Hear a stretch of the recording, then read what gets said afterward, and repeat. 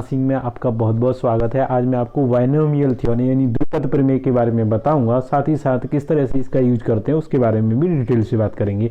द्विपद प्रमेय में जो पदों की संख्या होती है केवल दो होती है। अब मान लीजिए जब दो पद होंगे तो उसमें कोई भी घात होगी तो उसको किस तरह से एक्सप्रेस करते हैं बच्चों। जैसे मान लीजिए x प्लस ए है तो इसके लिए इसका नाम दो पद इसलिए रखा गया है कि उसमें दो पद होते हैं। अब देखिए इसको खोलते कैसे, ओपन कैसे किया जाता है। NC0, अब x to the power n और a टू दी पावर कितना होगा 0। इसी तरह से NC1, s to the power कितना हो जाएगा n-1 और a टू दी पावर 1। ऐसे NC2 और x to the power n-2 a की पावर 2। इसी तरह से आगे भी ये सीरीज कंटिन्यू होती जाएगी। तो ऐसी प्रमेय को द्विपद प्रमेय के नाम से जाना जाता है। अब बच्चों ये इसमें NC0 NC1 ये क्या होता है, इसके बारे में आइए हम डिटेल से आपको बता देते हैं। जो NCR होता है इसे आप बोलते हैं factorial n upon n minus r upon factorial r। इस तरह से आपको सॉल्व करेंगे। अब फैक्टोरियल r का साइन केवल इस तरह से भी लिखा जा सकता है। जैसे मान लीजिए फैक्टोरियल 5 है, इसको आप इस तरह से भी लिख सकते हैं। तो इसके लिए आपको घटते हुए क्रम में ओपन करते हुए चले जाना है। तो बच्चों इस तरह से कितना हो जाएगा, ये फैक्टोरियल 5 का वैल्यू हो जाएगा 5 चौक 20, 20 तिया 60 दूनी 120। इसी तरह से कोई भी फैक्टोरियल अगर खोलना हो तो घटते हुए क्रम में आप गुणा कर सकते हैं। इस तरह से आप खोल सकते हैं।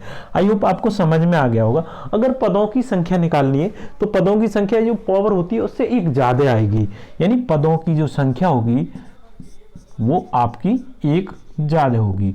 तो इस तरह से ये द्विपद प्रमेय आप यूज कर सकते हैं। जैसे मान लीजिए कोई भी पद बनाना है x plus a to the power मान लो 2 है, तो आप लगाइए इस फॉर्मूले में। तो एक पद ज़्यादा जाना है आपको, तो कैसे सोलेंगे NC0, n की जगह आपको कितना है 2 लेना है, तो 2C0। अब आपको क्या बनाना है x टू दी पावर 2 और a टू दी पावर 0। फिर नेक्स्ट टाइम में आपको क्या करना है 2C1 x to the power 2 minus 1 मतलब 1, और फिर a टू दी पावर कितना हो जाएगा बच्चों, यहाँ जो पावर रहेगी वो ऊपर आएगी। ऐसे 2C2 s to the power कितना हो जाएगा 0 और a टू दी पावर कितना होगा 2। मैंने क्या कहा आपसे, दो पद हो तो एक पद तक ज़्यादा जाता है। इसी तरह से क्यूब 4 के सॉल्व किए जा सकते हैं। तो इसे लिख सकते हैं factorial 2 upon factorial 2 minus 0 upon factorial 0 into x square. और किसी की घात अगर 0 हो उसका वैल्यू होता है बच्चों 1। ऐसे इसे फैक्टोरियल 2 अपॉन 2 माइनस 1, इसे फैक्टोरियल 1 x की power 1 a to the power 1। इसी तरह से इसे फैक्टोरियल 2 माइनस 2 अपॉन फैक्टोरियल 2, और किसी की पावर 0 हो उसका वैल्यू 1 और a की पावर कितना होगा 2। अब देखिए इसे सॉल्व करेंगे तो ये इससे कैंसिल हो गया। फैक्टोरियल 0 का वैल्यू होता है 1, तो बच्चों केवल और केवल क्या रहेगा एक्स स्क्वायर प्लस यहाँ कितना आ जाएगा, ये भी 1 है ये भी 1 है, तो ये कितना होगा 2xa और ये हो जाएगा a स्क्वायर, क्योंकि ये इससे कैंसिल हो गया। और फैक्टोरियल 0 का वैल्यू कितना होता है 1। तो आई होप आपको समझ में आ गया होगा कि किस तरह से x प्लस ए का होल स्क्वायर का फॉर्मूला द्विपद प्रमेय से बनता है। इसी तरह से x माइनस ए का भी फॉर्मूला आप यहीं से इसी तरह से बना सकते हैं। आई होप तो आपको क्लियर हो जाएगा 2xa प्लस ए स्क्वायर।